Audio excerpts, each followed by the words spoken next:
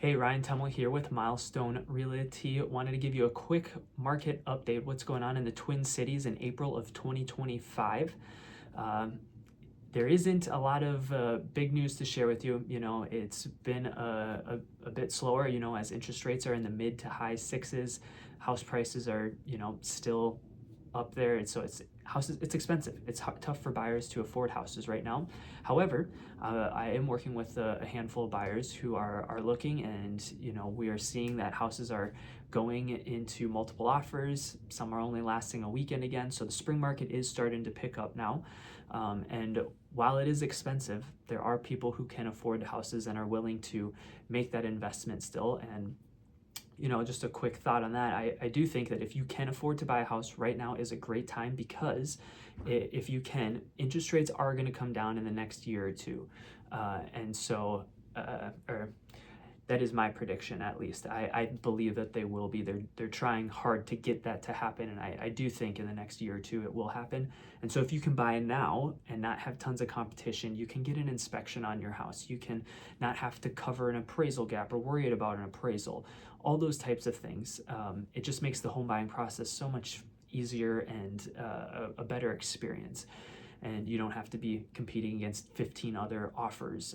It's not fun, and I really don't want anyone to have to go through that.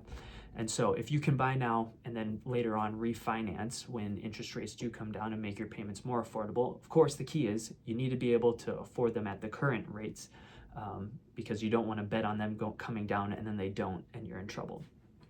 So that's my thought if you're thinking of buying. And sellers, I think, as I said, houses are still moving. Houses are still selling for pretty much 100% of list price. So there's still people who want to buy a house. There's a shortage of supply. And so it is a good time to buy.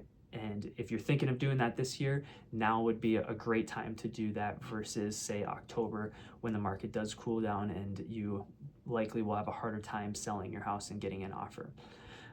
So I think one thing to watch out for is this coming year, they're kind of saying, what I've heard at least, is if they can get inflation down to 2%, that is when they're going to start trying to bring those interest rates down. And if and when that happens, my gut is if we can get interest rates to 5 to 5.5%, I think that's when the market's going to just be flooded with new buyers who now all of a sudden can afford payments. But also, I think sellers too are going to start, people who have bought their first house, 3, 4, 5 years ago, who had that 3% interest rate and want to move up to a new house. They started having kids, they need more space, maybe they don't like the area they're in, and so now they're going to have the opportunity. Jumping from 3% to 7% is a big jump, and a lot of people, as we see right now, are not willing to make that jump.